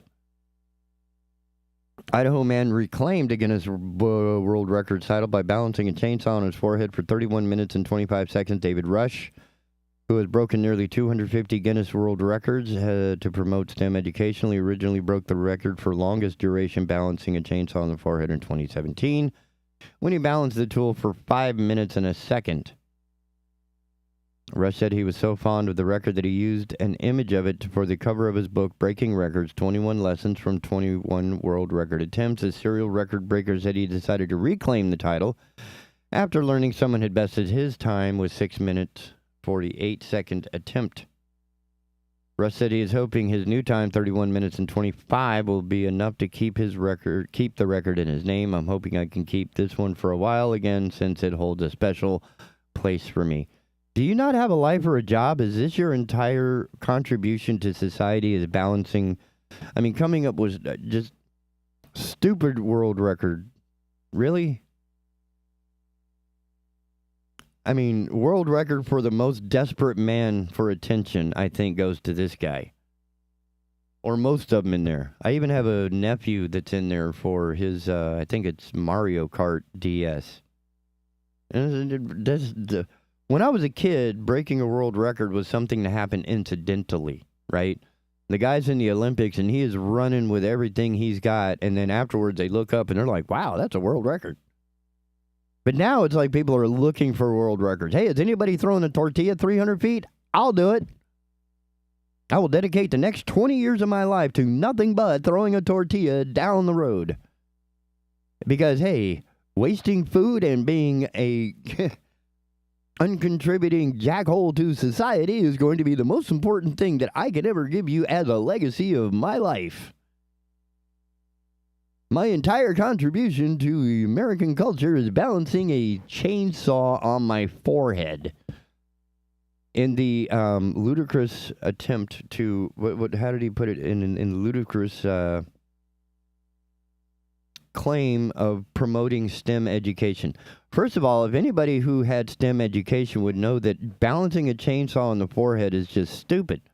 It's a stupid idea. Chainsaws are meant to do what? Oh, cut down trees.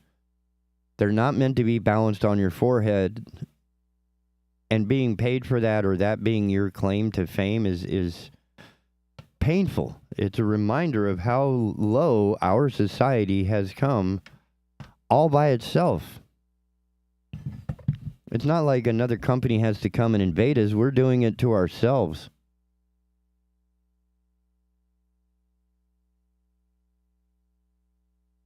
You don't believe me? Just read on, ladies and gentlemen. There's more to these stories than, you know.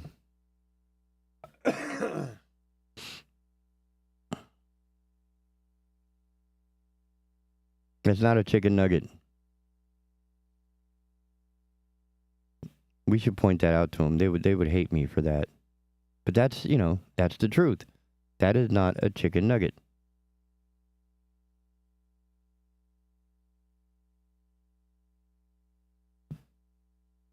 Huh. No. I'm not doing that. Sorry. Not gonna do that. Phone still ain't rung.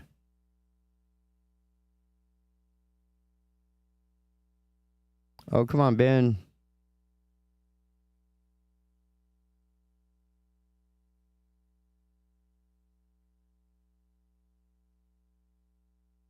No. Yeah, I see where you get it now, dude. Totally.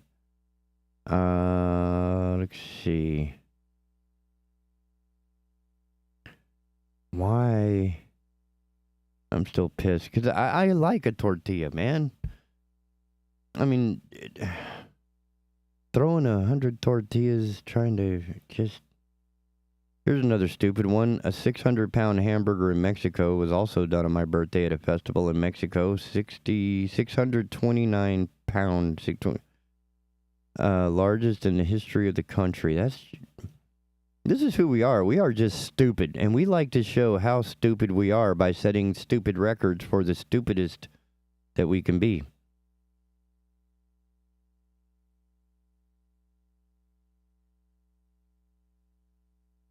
Firefighters teamed up with other agencies in Odisha, India, to rescue a leopard that fell into a deep well and was unable to climb back out. And of course, that's one of those things where you want to rescue him from a distance, because he's going to be pissed when he comes out of there. And the thing is, he's been wandering around in that pit knowing it smells like people, and there's a bunch of people at the top of the pit who made that pit. They got him, and he's going to be like, you mo. June 9, British martial arts broke a decade-old Guinness World Record by deadlifting 285.49 pounds with a single finger. Again, this is what they concentrate on. Instead of trying to promote or improve society, that's what these people do. They're trying to pass off chicken meatloaf as a chicken nugget and setting a world record because that's what they do. Another guy throws a tortilla, wasting food. This guy deadlifts 285 pounds. That's their contribution to society. I think anyone who attempts a world record should automatically be disqualified.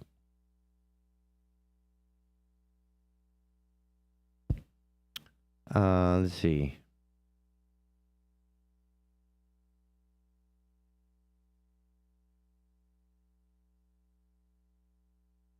Huh? I did not know that Donald Duck Day was on June 9th, my birthday celebration of the Disney cartoon character's first appearance. And the Donald Duck Day, was first declared in 1984 by the mayor of Los Angeles. Ridiculous. But okay. Hey, my birthday is known as Donald Duck Day, so remember that from now on. I'm not going to remember next year, probably because I'll be old enough that I forget what I went into the next room to get. Oh, man. Apparently, Santa Barbara is overrun by zebras. Have reported unusual encounters in recent days with a non-native zebra. And I'm guessing they're not from the zoo. I don't know. Who knows?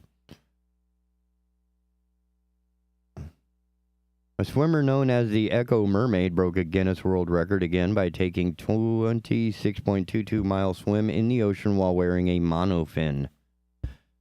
Echo Mermaid. Just really? I work for a living. I don't know what the hell these people came up with. Police in Colorado are pleading with the public to stop trying to take selfies with a moose on the loose in Colorado. Believe that?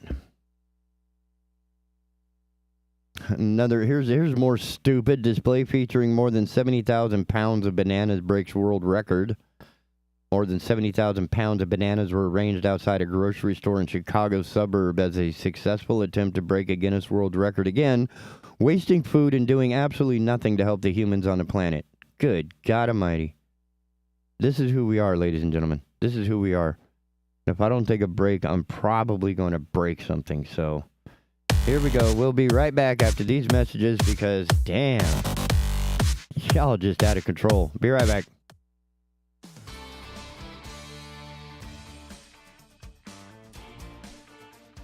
Hello, I'm Matt Bennett with WWAY News. 2 suspects wanted for a homicide in Charlotte have been arrested in Leland. 20-year-old Devion Brown and 22-year-old Taja Williams were taken into custody without incident at the intersection of Village Road and Fairview Road around 3 Monday afternoon.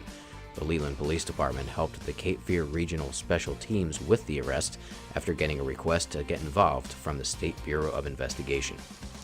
A Novant healthcare worker who wishes to remain anonymous says overcrowding and understaffing have skyrocketed within New Hanover Regional Medical Center over the past 6 months.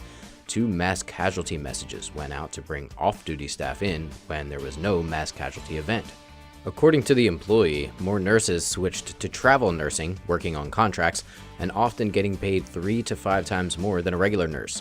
When Novant cut some of those travel nurse contracts and lowered their pay, the worker says it left the hospital understaffed to the point where ER nurses are responsible for about 7 patients at a time instead of their usual 4. The anonymous employee says ER wait times have gone from 2 hours to between 6 and 14 hours.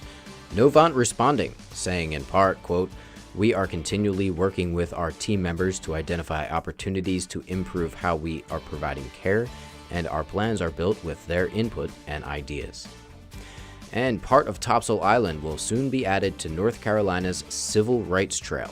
Next month, Ocean City will be honored with a historical marker from the state's Department of Natural and Cultural Resources and the North Carolina African American Heritage Commission. The historical marker will be unveiled at the Ocean City Jazz Festival in North Topsail Beach. For more on these stories, you can head over to WWAYTV3.com. I'm Matt Bennett. Have a great day. Happy Tuesday, everybody. I'm WWAY meteorologist Ramel Carpenter with the Storm Track 3 forecast. Get ready for the hottest day of the year. We have excessive heat warnings and heat advisories that go into effect starting at noon, lasting until 7 p.m., and that's because our high temperatures today will be climbing into the upper 90s and even the triple digits away from the coast. And even a small chance for a passing shower or even a thunderstorm is possible today, but most backyards are going to stay dry and quiet. Get your full forecast on WWAY and WWAYTV3.com. This news and weather is brought to you by 2 Men and a Truck. For your free quote, go to 2menandatruck.com. 2menandatruck.com.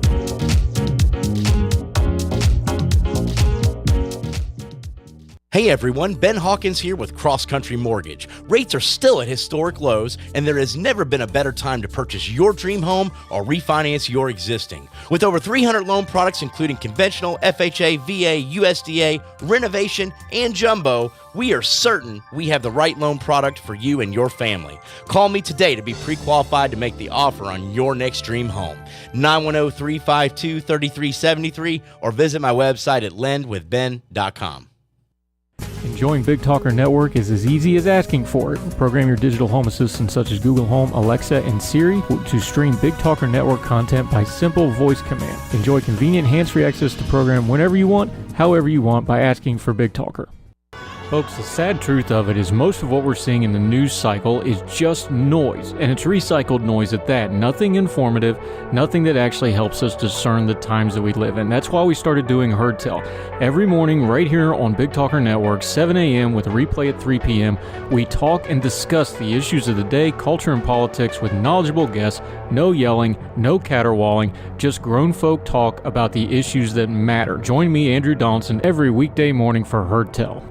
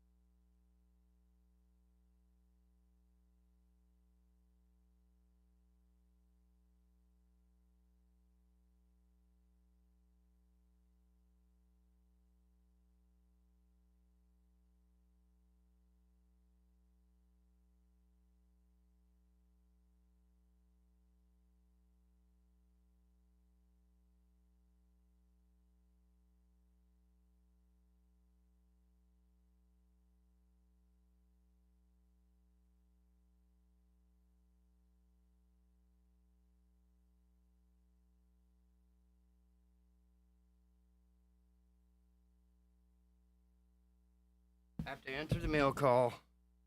Oh, my. Running a business. I'm not even running the business. I just work here. I just make the buttons happen. Then the mail comes along and I have to sign for something. And, man, it's just really... There's a lot going on here. Yeah, that one sounds fun. Yeah, we forgot to bring in bumper music. So I'm going to do the bumper music now and let you know. BigTalker.live is our website. BigTalker.live. Schedule of content is available for your perusal. I love that word, peruse. Download the app for Android and iOS devices. I promise you'll love it. It's a way of life. It's an amazing chunk of software written and managed by our friend Yael Osowski, whose show, Consumer Choice Radio, follows our own. Today's show is obviously not as exciting as most. Tomorrow we will make up for it. It'll be Riverwatch Wednesday. We will have Dan Romand with us from Full Circle Fitness, as well as Dr. Cahoon from the Cape Fear Riverwatch. What else do we have going on this evening? We have All Things Brunswick with special guests of the Wind Coalition, or whatever it's called. I'm not sure. I'm going to learn a lot about it tonight. That's the cool thing about this gig. I get to learn a lot about stuff that I know nothing about.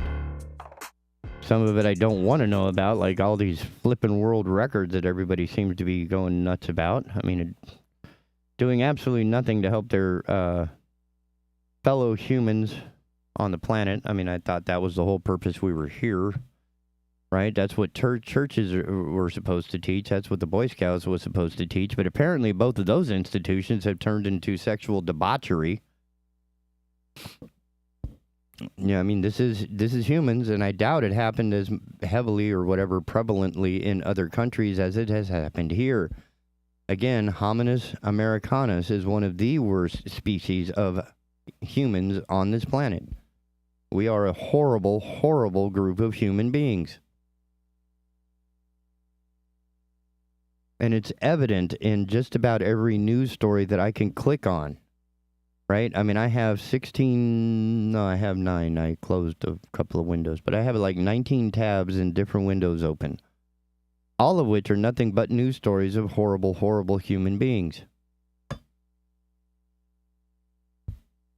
doing horrible things. Like a Welshman drinks at 56 pubs in 24 hours for a Guinness World Record.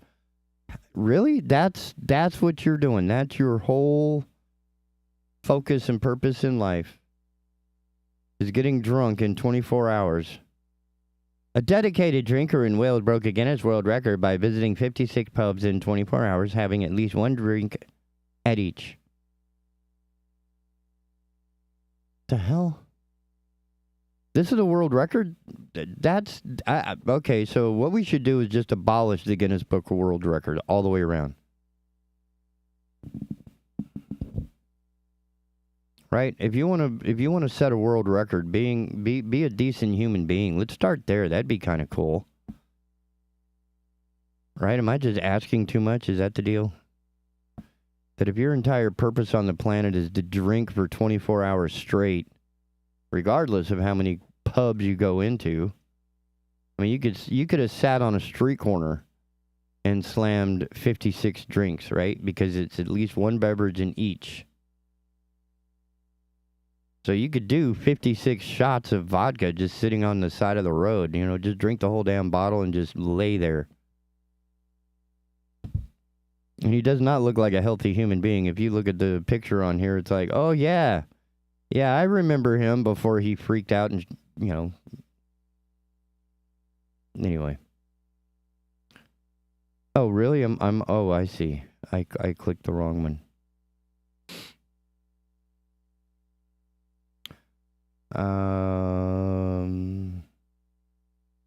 Rhode Island Zoo welcomes birth of world's most endangered wolf. That's something.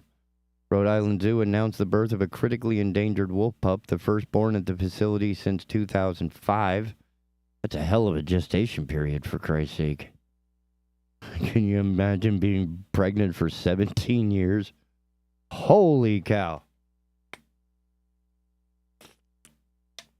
Yeah, cow, get it? No. Obviously, the gestation period would not be that long. It just took that long to get this pup, to get this wolf, mated. A Michigan woman was able to rescue a squirrel with a zip tie around its body with the help of a social media and a local animal rescuer. It looks like a belt. That's what they call it. Here's another stupid-ass world record-setting 848 square tattoos for the most square tattoos. 848 square tattoos. He has since added more squares to his body as well as a special Guinness tattoo. This is how we make stupid people famous. So let's stop with the Guinness Book of World Record. Here's another world record I covered earlier. The guy ate 3 Carolina Reaper chilies in under 9 seconds for a world record. Boy, that really helped forward humanity. See, one's from California, and it doesn't say where this other tattooed moron is from. And this one might require a little bit more reading. Another one by Ben Hubright. I think he's just a curator. Odd England. Bull in a pool, $21,000 thrift store chair, and misspelled road. In Merriod, England is known for many things. Big Ben, David Beckham, fish and chips. Dedicated soccer fans. Black cabs and the Beatles, for example, but the country has also a lesser-known side as a home for odd news. The English have made numerous appearances in the odd news pages, with incidences ranging from snack biscuit spills to unusual animal rescues to viral airport live streams. Here are 10 of the oddest news stories to arise recently from the home of King Arthur. Police in Arawash district in Derbyshire, England, responded to an unusual traffic hazard in early April when a truck traveling on Ilkeston Road in Sandiacre lost its load of McVitie's biscuits in the middle of the roadway. Please bear with us this evening whilst we try and digest this issue, police tweeted. A lorry load of McVitie's finest have decided to abandon ship, causing a slight obstruction. In another story, crews from multiple fire stations responded to a Devon, England home in late March when a bull wandered away from its field and ended up stranded in the home's backyard swimming pool. Firefighters used a harness and heavy equipment to hoist the bovine back to dry land. The soggy bull was not injured. Elsewhere, a major snowstorm in February made for hazardous conditions at London's Heathrow Airport and popular entertainment for YouTube channel Big Cat TV. The channel live-streamed plane landings at the airport with color commentary from channel founder Jerry Dyer. Dyer said the channel hit a record 200,000 views on a single live stream as people from around the world watched the plane slide around on the tarmac. Of course, all of our destruction is quite entertaining, don't you think? British auction house in another story, Swarters said it was contacted by a woman who bought a wood and wicker chair for just under $7. US dollars, by the way, at a thrift store in Brighton, England. The chair was identified as the 1902 work of Austrian artist Koloman Moser, a teacher at the Vienna School of Applied Arts who designed the seat as a modern and reinterpretation of a traditional 18th century ladder-back chair. The chair was auctioned for $21,874 US in January. Over in Malden, officials, Malden, England, ordered a freshly painted road to be repainted again in February 2021 when local residents noticed the phrase "no entry" had been misspelled as "no entry" on the pavement. We were told we were on to it. Well, on to it. Oh, I see. That's an English joke. In a Facebook post, you have to read it the way it's written. But yes, no entry. No, Henry, you're not allowed.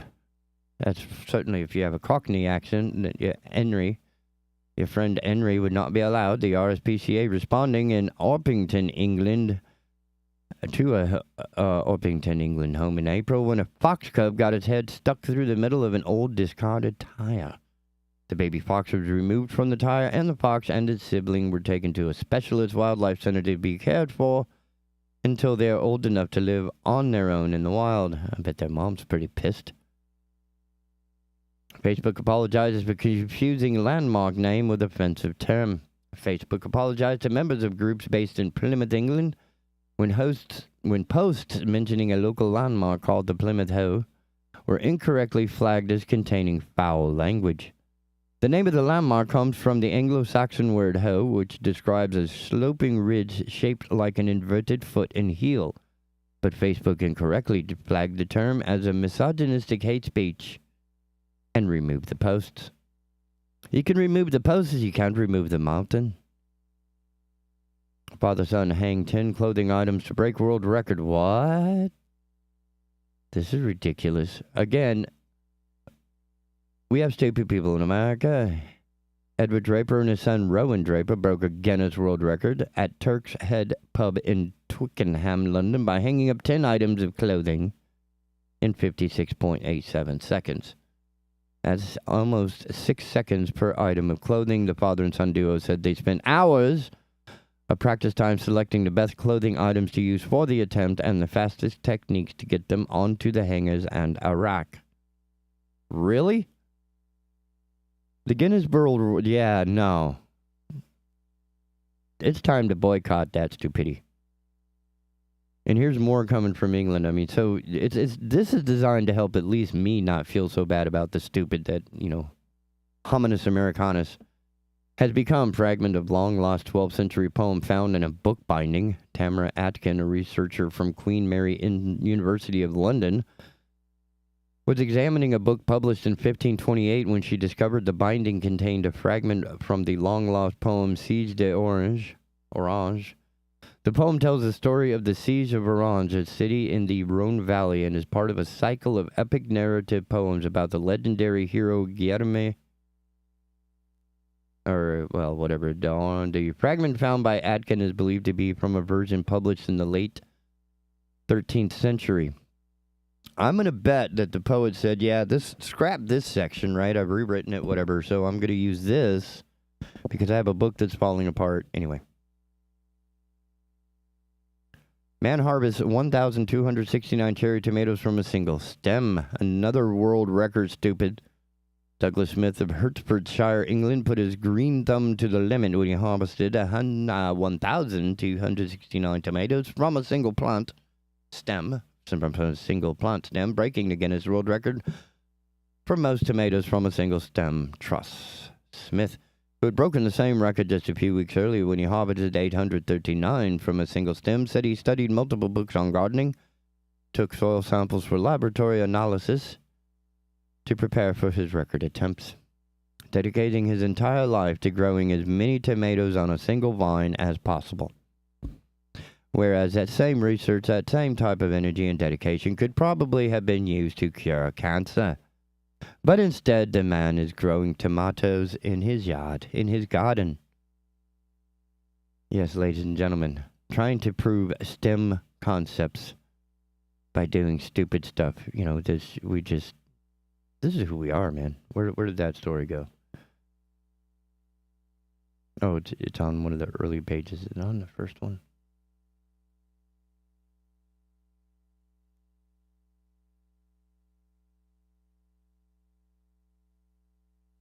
Oh, yeah, balancing the chainsaw on his forehead to promote STEM.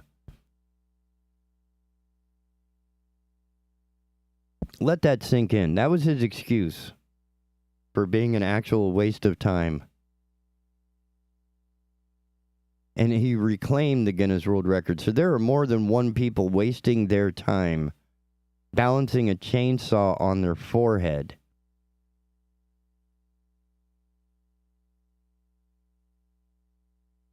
I mean, I'm getting visions of like a whole bunch of Clay Aikens on different pages of the world record, like Biggest Loser. With nothing else to do, he fires down a bunch of Carolina Reapers in under 9 seconds and then disappears from humanity for 4 days while his butthole flames afterburners, right? F-14 style. You know, and Frank Zappa said it best. Beauty is a pain, right? I mean, women been doing this for 1,000,000 years. Cramming their feet into shoes that hurt, painting and scribbling little lines around their eyes, and oh man, really? Wearing clothes that if they breathe the wrong way, the whole thing is going to explode. We are not natural, right? So people are worried about organic food and natural food. We aren't natural animals anymore, man. Right? Ever since, the late 1800s, early 1900s, food has been, for the most part, or delivery, the supply chain for food has pretty much been standardized into a series of factories, which has been notably pointed out on a number of Facebook posts that, you know, several of them were blown up or caught fire or were damaged in some way in a very short period of time. The crisis with the baby formula, you know, we have not been natural in a long time. Our clothes aren't natural, our makeup, and, you know, we put cologne or aftershave or perfume, right? I mean, have you ever looked at what's in your shampoo bottle? It's not soap. It's everything but soap. You have surfactants.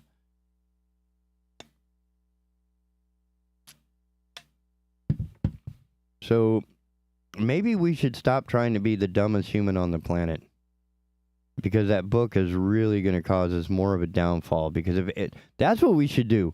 If we're going to do anything to warn aliens to not come here, which, you know, UFO really, is we should like hermetically seal each year, you know, like 100,000 copies of the Guinness Book of World Records of planet Earth and launch them like, what are the Starlink, right? Just these little tiny satellites, but just send them out everywhere so that any alien coming near our solar system, even near our galaxy, if we can get it out far enough, they would look at this and go, this is what they do. Here's a book of a bunch of people and what the planet is. Really? They would just look at this and go, yeah, these people have their priorities all screwed up. Let's not visit that planet and save ourselves a whole lot of headache. Unless, of course, it's an incredibly carnivorous culture, in which case we would be not much more than a crunchy taco to them, much like we are to a bear. So, yeah, maybe we should send out little warnings like that. Hey, if you come here, you should know that someone's going to balance a chainsaw on their head for 8 hours. You should know that. That's our defense system, is a guy with a chainsaw on his forehead. And the other part of our defense is a guy with a Carolina Reaper in his digestive system. I mean, he's loaded. Give him a day. He's going to fire away and just melt your entire tank battalion or whatever.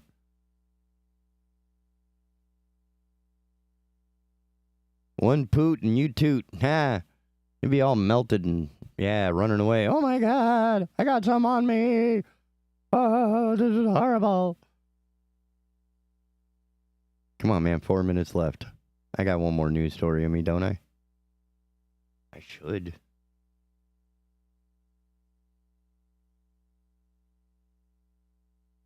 Yeah, why not? Let's see what we get here.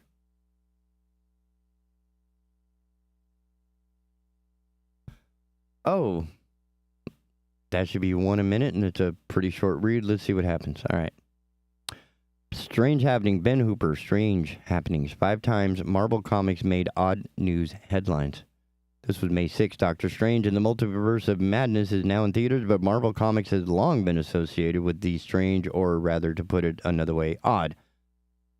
From movie-going Guinness World Records to a massive Captain America shield, Marvel characters have often graced the odd news headlines because people are stupid. I added that part. Here are 5 Marvel-inspired news stories odd enough to give Doctor Strange pause. Florida man saw Spider-Man No Way Home 292 times in theaters. See? Stupid. Stupid, stupid. Not helping America, not helping humans. Ramiro Alanis, who formerly held a Guinness World Record for being stupid after watching Avengers Endgame in theaters 191 times, recaptured his former title by seeing Spider-Man No Way Home 292 times during its theatrical run. If anyone tries to break my record again, I want them to think twice before attempting it. What, are you going to shoot them? This guy must be American.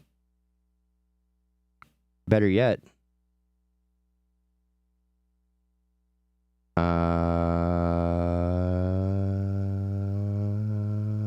it doesn't even say where he is. Oh, it is a Florida man. Yeah. So his Florida man is already issuing a threat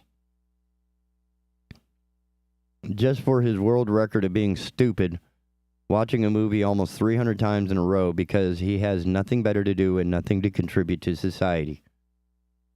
And that's your entire legacy right there, is being one of the stupidest human beings to make it into that book.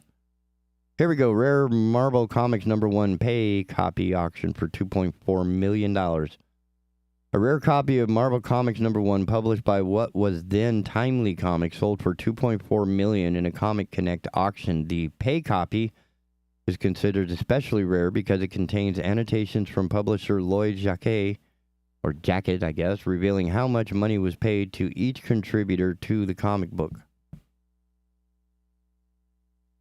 In another case, MIT Dome transferred into Captain America's shield. Oh my God, Massachusetts Institute of Technology. I thought these were smart people, but instead, the students have demonstrated otherwise by celebrating the 2019 release of Avengers Endgame by transforming the giant dome in Cambridge into a giant Captain America shield. The students used fabric bearing the design of the Marvel hero's shield to cover the dome. The prank earned approval on Twitter from Captain America actor Chris Evans. Of course it did. His is only like 3 foot. Anyway, teenage Marvel fan breaks 2 Guinness World Records in Australia.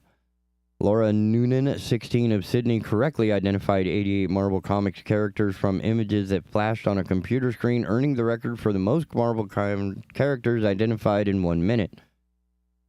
Good God. Noonan then successfully identified 102 cartoon characters in the same method, earning the Guinness title for most cartoon characters identified in 1 minute. That's the problem. The Guinness Book of World Record is the fucking problem here, ladies and gentlemen. A teen dangles upside down for Spider-Man promposal. Oh, I see. Adam Hazelton, then a student at North Medford High School in Oregon, went viral in 2018 when he staged an elaborate promposal to ask girlfriend Jenna McIntosh to prom. God, I need coffee. Photos from these scenes show Hazelton in a Spider-Man costume hanging upside down while holding a sign reading, "It would be marvelous to go to prom with you." Yeah, I think we found the problem, ladies and gentlemen. It is the Guinness Book of World Records and all the crap that people are doing trying to get in there. And I tell you what, you give me a call. If ever you feel like balancing a chainsaw on your forehead for 3 days, just give me a call. I'll help talk you down from that ledge, all right? With that in mind, that's it for another day here at the Asylum. Please tune in tomorrow when we'll have a good show with our guest Dan Roman and, of course, Dr. Larry Cahoon from Cape Fear River Watch. Stay tuned for more of the Big Talker Network, beginning with Consumer Choice Radio with the Ayala Sosky and David Clement. See you tomorrow. Keeping Oak Island informed. The Big Talker 106.7 FM WFBT, Carolina Beach.